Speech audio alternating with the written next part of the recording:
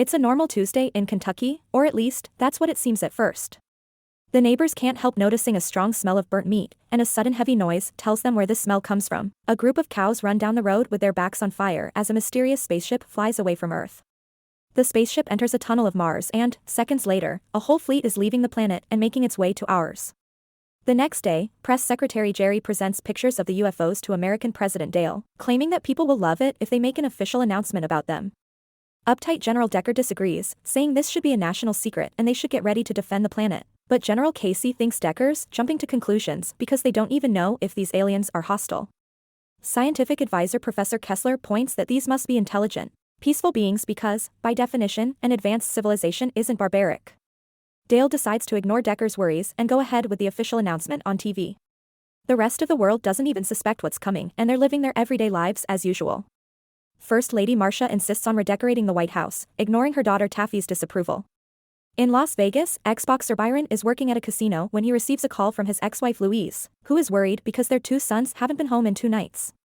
Byron tells her to take it easy because that's just how teenagers are at that age, and he promises to visit soon. Casino operator Land argues with his hippie wife Barbara, a recovering alcoholic that is tired of sitting around the casino and watching others drink while her husband works. Instead of paying some attention to her, Land gets her off his back by giving her money so she can go gambling. In New York, talk show host Natalie calls her boyfriend news reporter Jason to show off the fact the president will cut in her show for the official announcement. Jason doesn't understand how this is possible since Natalie's show is far from serious, but soon her words prove to be true when Dale appears on TV to announce the incoming arrival of Martians. Everyone in the country is watching, including young Richie while he works at the donut store, and Barbara while she meditates, thinking the visit of aliens is a sign. The people at the casino, like Byron and his co-worker Cindy, are watching too. In fact, everyone stops what they're doing to do so except for a rude gambler that wants to keep on playing. The next day, every newspaper publishes pictures of the spaceships. Jason gets jealous because Natalie will be having Kessler at her show, which doesn't make sense either. She's also the only person their dog will listen to. In Kansas, Richie returns home to learn his brother Billy is joining the military, which makes their parents very proud.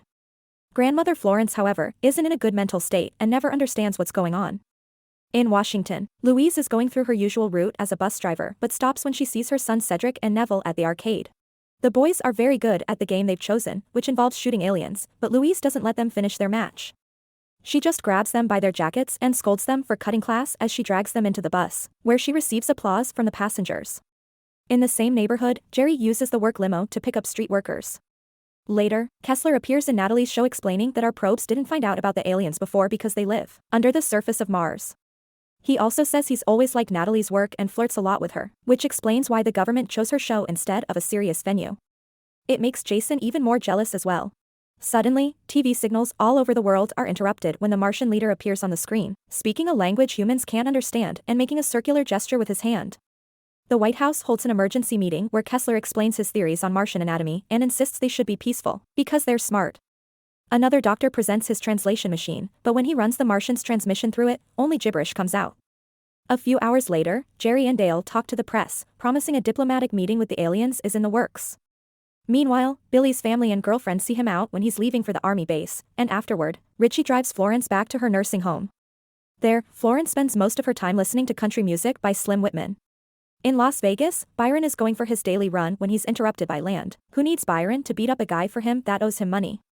Byron turns the job down, explaining he's trying to live an honest life now so he can get back together with his wife. In the evening, the Martians set some coordinates to let the government know they'll be landing in the Nevada desert. Decker wants the military to be present, and Dale agrees, but he gives the job to Casey, asking him to keep things quiet and double-check the list of guests so only key media attends. The next day, the entire army, including Billy, gets ready to receive the Martians at the special event. Both Jason and Natalie are transmitting for their shows, while Barbara puts up her meditating setup on a nearby hill. The entire world watches the aliens land on the red carpet they've prepared for them, although neither Natalie's nor Dale's dogs like the Martians and bark aggressively at them. Casey tries to shake the Martian ambassador's hand, but the alien doesn't understand the gesture, so Casey makes a circle on his hand instead, which is well received. The translating machine is supposed to be working well now, and Casey uses it to give the aliens a warm welcome. In return, the Martian ambassador says they've come in peace. Everyone in the audience begins celebrating and a hippie releases a dove, but it seems the aliens don't like this because they suddenly take out their ray guns and kill the bird. After killing Casey too, they begin attacking every person around them. The military fights back and Billy tries to do his part, but he gets killed as well. As the rest of the world watches the tragedy on TV, Jason looks for Natalie, and right when the couple gets to reunite, the aliens kill Jason and kidnap Natalie together with her dog. Not a single person is left alive at the location of the event, only Barbara got to save herself because she was far away.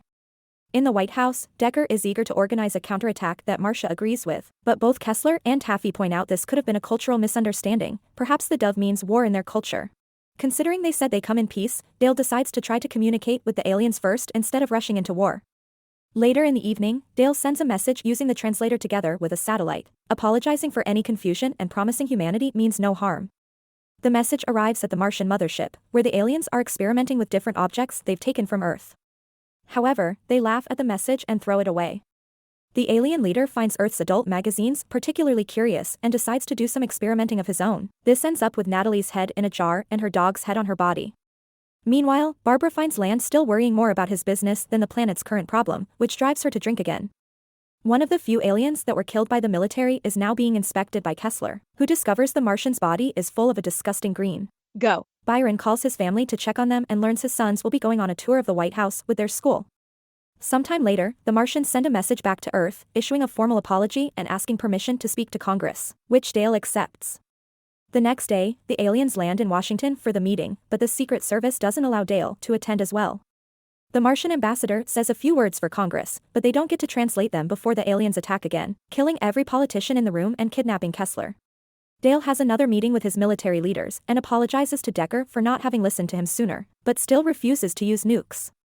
They agree life should go as normal while they take care of this problem, and Dale appears on TV to promise his people that the government is still protecting them. While Barbara begins packing to run away and the aliens laugh at the president's naive message, Kessler wakes up in the mothership to find himself as a mere head. Natalie, whose head is now on her dog's body, comes to comfort him, and the two of them admit they like each other. In the evening, Jerry sees a mysterious gum-chewing woman taking a walk around the White House. Trying too hard to impress her, he invites her to come into the White House with him, which she accepts with just a nod. In fact, silence is all the woman does as Jerry guides her to a hidden room, but she does raise her hand a lot. This is because she's a Martian in disguise and uses her ring to record everything for the mothership. Once they reach the room, Jerry kisses the woman, but he's bothered by the gum. He puts his finger inside her mouth to take the gum out, causing the alien to bite his finger off as the mask finally breaks. Then, the Martian kills Jerry, takes out a new piece of gum to munch on, and rushes out of the room to find the president. The assassination attempt doesn't go well though. Dale's dog barks at the stranger's presence and wakes its masters up. The dog ends up dying as the alien ignores the things Marcia throws and grabs Dale to hold him at gunpoint, but soon security comes in and kills the Martian without having to hurt the president. When the alien body is inspected later by scientists, they discover the piece of gum is actually highly concentrated nitrogen that the disguised alien was using to breathe in our atmosphere. The Martian leader is furious about this failure and gives an order to finally invade Earth properly. Kessler and Natalie continue to comfort each other with words while the Martians suit up and grab all kinds of weapons, from ray guns to robots, that they take with them to Earth for a full global attack. After destroying the Washington Monument, they go after the White House, where schools are still taking kids on tour and the president plus his family are being taken to safety. The aliens break in and begin shooting every person they see, no matter if they're adults or children. They also break a chandelier that falls on top of Marcia's head, killing her. Security manages to kill various aliens in return, which allows Cedric and Neville, who have come here with their school, to steal a pair of ray guns and use their video game experience to kill a bunch of Martians as well, giving Dale and Taffy the chance to escape. Dozens of spaceships surround the planet and attack every city and town they can find. Land is still trying to make business and ignores his clients' warnings when they see the aliens arrive, which gets everyone killed when the building they're in is shot down. Cedric and Neville return home and defend their mother while she calls Byron, but the call is cut short when the aliens destroy all the wires on the street. In Nevada, Barbara is trying to escape in her husband's private plane to the Tahoe Caves where she can't be found by the Martians, but she needs someone that knows how to pilot now that Land is dead. The show of renowned singer Tom Jones is also interrupted by the aliens, who sneak in by taking the place of the backup singers before they begin killing everyone in the casino. Tom runs away and bumps into Byron, who knocks out a Martian and gathers some ray guns so they can defend themselves. Now Byron, Tom, Barbara, Cindy, and the rude gambler form a party to try to escape in Land's plane as Las Vegas catches fire under the alien attack. Meanwhile, Dale is safe in his bunker with his military leaders when he receives a call from the French president, who claims he's made a deal with the Martians. Dale tries to warn him it's a trap, but it's too late. The aliens immediately begin destroying the French government as well. Feeling hopeless, Dale finally gives in and gives Decker permission to use nuclear bombs, but it's pointless. The Martians use a special gadget that absorbs the explosion and then takes it to the leader, who proceeds to swallow it with a laugh. Richie gets into an argument with his parents, who want him to stay behind and defend their home, but Richie prefers to leave and rescue Florence. This turns out to be the perfect timing, because as soon as he gets in his truck, an alien arrives piloting a giant robot and destroys every trailer in the area before going after Richie. Fortunately, the boy gets an idea and drives under a bunch of electrical wires, getting the robot to bump into them and get electrocuted. Outside the casino, the rude gambler disapproves of Byron being the leader and goes his own way, which causes him to bump into an alien. Trying to negotiate is pointless and the Martian kills him anyway, only for a second later to get killed by Barbara in revenge. Back to Richie, he arrives at the nursing home, which is already under attack, and rushes to Florence's room. A group of Martians is about to kill her, but when Richie comes in, Florence turns around and accidentally disconnects her headphones from the record player. This causes the song to be played through the speakers, and the aliens' heads start exploding, revealing their only weakness, Slim Whitman's Indian Love Call song. The Martian leader together with 2 alien soldiers breaks into the president's bunker and kills Decker by shrinking him, and stepping on him. The rest of the security guards are killed with ray guns, and Dale decides to buy some time by giving a heartfelt speech about different cultures coming together to work as one. This makes the Martian leader cry, but as he comes closer to shake Dale's hand, it's revealed the fingers are just another gadget that kills the president as well. Meanwhile, the casino party finally reaches the plane, but there's a group of aliens together with the ambassador waiting outside the hangar. To buy his friend some time, Byron goes to the Martians and challenges them to a boxing match. He manages to knock out the ambassador, but then all the other aliens jump on him as revenge. Barbara and Cindy can only watch with sadness how Byron is beaten up by the green crowd as Tom flies them away. In Washington, Louise continues to protect her sons when a bad feeling takes over her. Richie and Florence are driving around town with Indian Love Call, playing at full volume to kill every alien in the area. Eventually, they make it to the radio station, and they begin transmitting the song for the whole country to hear. Soon, everyone catches on to this tactic. People all around the world play the song on their stereos. The military walks the streets with tanks that are also playing it through their speakers, and the song is also transmitted to the spaceships that are still flying around the planet. As the ships begin crashing against each other and even the leader succumbs to the music, Kessler and Natalie confess their love for each other, kissing right before the mothership crashed into the sea. Peace has already arrived by morning. As workers begin piling up alien bodies, Taffy acts as a representative of the government and gives Richie and Florence the Congressional Medal of Honor, in the ruins of the White House. In town, Louise puts her sons to work while trying to ignore the bad feeling in her chest. She hasn't got anything to worry about though. Byron is fine, and he's now arriving home to reunite with his family. In Tahoe, Barbara, Cindy, and Tom emerge from the caves completely unharmed.